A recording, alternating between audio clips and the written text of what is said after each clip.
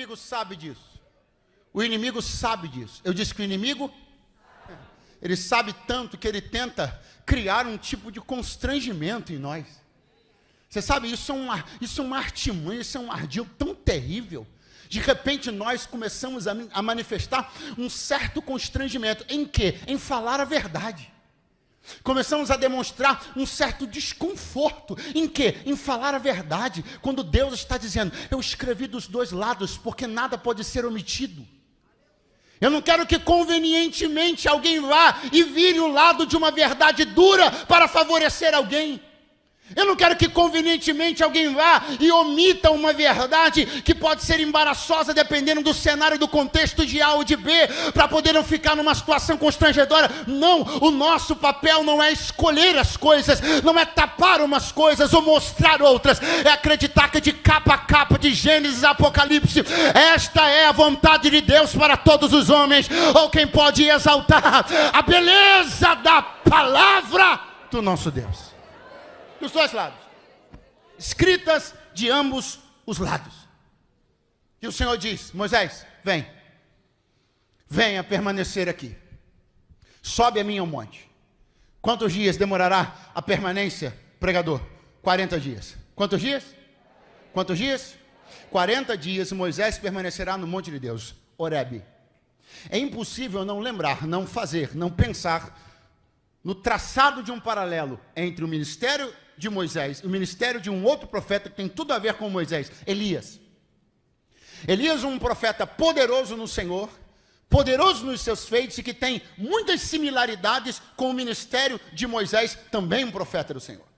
A começar por este lugar em particular. Esse lugar para onde Moisés está subindo agora, Horebe. Esse mesmo lugar, esta mesma cadeia montanhosa foi subida também por Elias. Quando você olha as escrituras e percebe Elias naquele momento enfado, querendo desistir de tudo, ele é sustentado pelo pão, e aí de repente ele se enche de energia e continua uma caminhada que, segundo diz a Bíblia, demorará 40 dias. Quantos dias? Olha o número 40. 40 dias Moisés permanece no Horebe. 40 dias Elias demora para chegar no mesmo lugar, só apresentado com outro nome. É importante que você compreenda que não sou eu. Uma tipologia clássica da Bíblia é que o número 40 é um número de ciclo, é um número de a nossa vida. Se você olhar para trás, você vai perceber que a sua vida foi marcada por muitos ciclos. Ciclos que se abriram e se fecharam. O tempo onde você morou em determinado lugar. Tempo onde você congregou numa determinada igreja. Tempo onde você trabalhou numa determinada empresa. Tempo onde você empreendeu um determinado negócio. São ciclos da nossa vida. Esses ciclos obedecem sempre a uma ordem. Eles começam, se encerram e depois, sem que eu queira, sem que eu peça, sem que eu haja espontaneamente, por isso um novo ciclo sempre inicia. Após fechar um, sempre começará outro. Olha só o que eu estou mostrando a você. Olha como isso tem a ver com aliança. Isso tem a ver com propósito, tem a ver com a nossa caminhada. Tem a ver com para onde estamos indo, no que estamos nos envolvendo, o que está fazendo nosso coração queimar.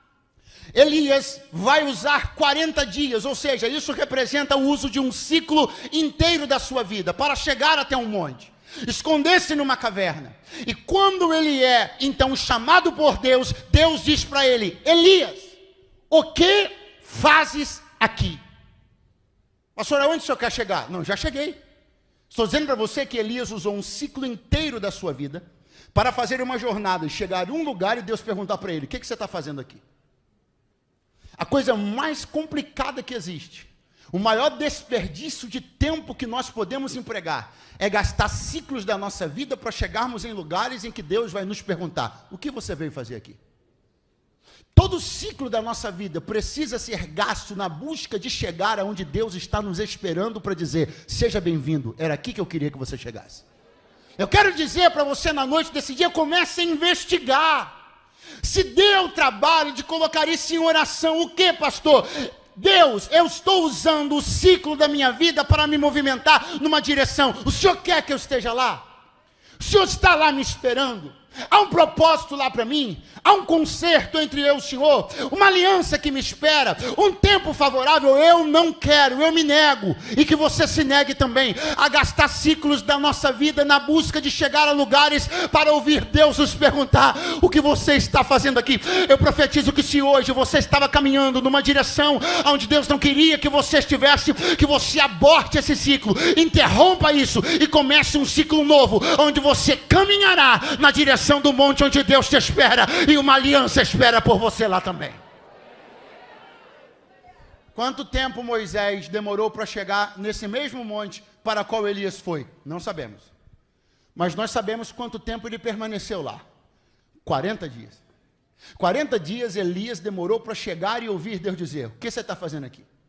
40 dias Moisés demorou lá, ouvindo, absorvendo, cumprindo, vivendo aquele momento. Pastor, e quantos dias ele demorou para chegar? Não sei, eu já disse, mas também não importa.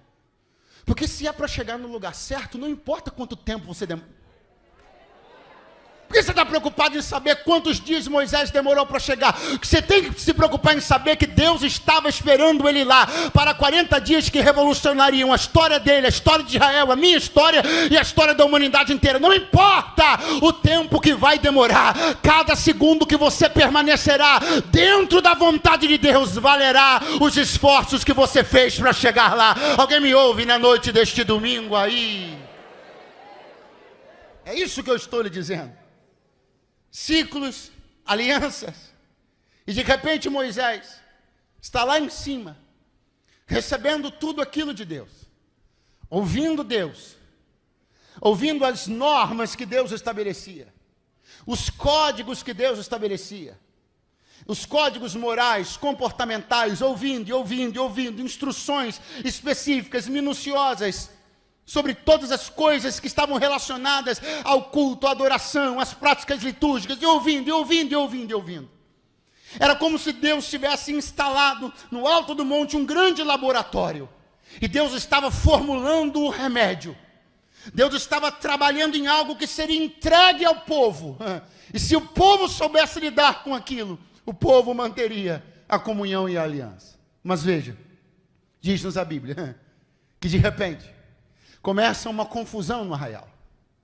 Essa confusão é fruto de uma impaciência e uma instabilidade emocional das pessoas. Elas começam a se perguntar: cadê o Moisés? Tem muito tempo ele não volta.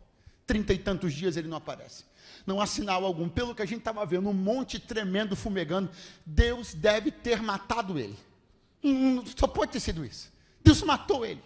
As pessoas começam a ficar desconfortáveis com a demora de Moisés. E aí vão chamar Arão, que estava incumbido de exercer uma chefia do povo na ausência de Moisés. Chamam Arão, dizem: Arão, é o seguinte, faze para nós deuses que possam continuar a nos orientar nessa trajetória, porque quanto a este Moisés, nós não sabemos o que aconteceu com ele. Quero que você compreenda que a partir desse momento o coração de Arão será afetado. E uma vez afetado, ele vai tomar uma iniciativa, e como líder do povo, naquele momento, essa iniciativa vai desembocar numa desgraça generalizada sobre todo o povo, porque, como você deve se lembrar, isso vai decorrer na construção de um bezerro, e esse bezerro será adorado, e o povo então vai quebrar a aliança que Deus acabara de estabelecer. Mas veja como isso acontece, porque estas catástrofes gigantescas, esses problemas enormes, estas quebras brutais de aliança, elas têm seu início, elas têm uma história, têm um caminho percorrido. Não é assim. Veja só o que está acontecendo. Olha onde eles estão tocando em Arão. Eles estão dizendo: nós não sabemos o que aconteceu com Moisés. Eles estão dizendo: a maior possibilidade é que ou Deus tenha matado ele, ou ele mesmo tenha desistido. Pode ser que ele tenha ido embora. Quando estas coisas começam a ferver na mente de Arão, elas encontram um coração que havia passado por algo semelhante. Porque eu preciso lembrar a você que este Moisés que está sumido há 30 dias, a última vez que ele sumiu 40 anos. Então Então as pessoas estão sob aquela influência, sob aquele medo. Qual medo? De serem abandonadas de novo. Nós tínhamos uma expectativa. Foi nos anunciado que um de nós estava residindo no palácio. Parecia-nos que era ele. 40 anos ele está desaparecido. Se enrolou numa situação de um homicídio e sumiu. 40 anos, de repente ele dá as caras, dizendo que Deus o mandou de volta. E agora ele some de novo. Quando Arão ouve isso, Arão é o irmão que foi abandonado pelo seu irmão. Seu irmão mais novo o abandonou por 40 anos. Não disse tchau, não deu um beijo, não deu um abraço. Foi uma esperança que se frustrou. Uma expectativa que não foi avante. Quando o povo diz isso, a gente não sabe o que aconteceu com ele. Arão revive a dor daquele abandono. Aquilo desestabiliza, colapsa ele. Ele diz assim, é verdade, ele deve ter ido embora de novo. Eu penso no seu coração, eu penso em dizer a verdade, ele não deve voltar mais, vamos resolver isso aqui. Faz o bezerro de ouro, e a desgraça está feita. Por que a desgraça está feita? Porque Arão considerou que seria traído de novo, abandonado de novo. Pastor, onde o senhor quer chegar? Olha o que eu disse para você há pouco. Todas as grandes tragédias, as quebras brutais de aliança, elas sempre têm um início. E se tem uma coisa que o nosso adversário gosta muito de fazer para estartar quebras de aliança, é isso aqui. Fazer com que você reviva a expectativa dolorosa de ser abandonado de novo, traído de novo, de que não dê certo de novo, dessa vez não vai dar certo de novo. Talvez essas pessoas não sejam tão boas, talvez elas sejam tão ruins como as outras que eu conheci anos atrás, talvez isso, talvez esse pregador, talvez essa mensagem, talvez essa noite de domingo, talvez tudo isso seja reviver de novo aquilo. E aí a gente começa a repensar, se tudo isso que a gente tem feito até agora, chegar até aqui, dispor-se a crer, atravessar o mar, se tudo isso vale a pena, afinal, eu posso ser traído de novo, abandonado de novo, a minha esperança pode ser frustrada de novo, destruída de novo, mas Deus me trouxe aqui esta noite de domingo para dizer uma coisa para você. Tape os teus ouvidos. Esta voz quer desequilibrar você, esta voz quer desestimular você de um tempo e de um momento revolucionários na sua história. Uma aliança está sendo formulada, um tempo novo está para começar. Não, você não vai viver as mesmas decepções de novo. Não, as mesmas traições e dores não serão repetidas. Não. As coisas vividas no Egito ficaram no Egito. Agora é Canaã, é aliança, é gente boa, é crente bom, é liderança fiel, é gente leal. Esse não é o tempo de reviver as mesmas dores, é o tempo de viver as novidades de Deus. Tire isso da sua cabeça. Tire da sua cabeça. Porque senão, Arão, você vai perder. Você vai perder. O que você vai perder? Você vai perder a oportunidade de fazer uma grande estreia. Você vê o que? Você percebeu o que Arão fez? Pastor Arão, o que isso tem a ver comigo? Tudo a ver. Olha o que Arão fez. O que ele está fazendo? Ele faz um bezerro de ouro.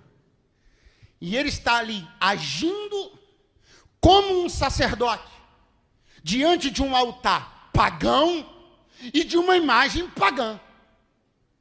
Quando Deus desenhava lá no monte para ele um sacerdócio, diante de um altar de verdade, de um fogo de verdade, ele precipita a sua estreia, estreando diante do altar errado. Muito cuidado, porque tudo que o meu e o seu adversário quer é que você precipite a sua estreia, que você estrague sua estreia, que você acabe por ser quem Deus queria que você fosse, mas exercendo isso no lugar, tempo e situação erradas.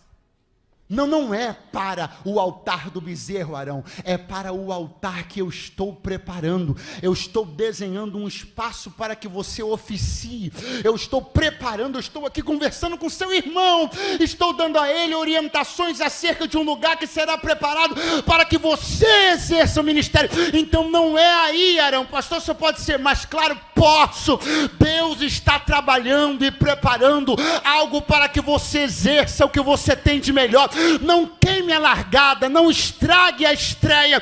Ah, pastor, mas eu tenho voz. Espere o altar, não gasta no karaokê da birosca, não. Assim te diz o Senhor na noite desse domingo. Não queima a largada, não estraga a estreia. Eu tenho para você um lugar e um tempo para que você manifeste teu dom e teu talento.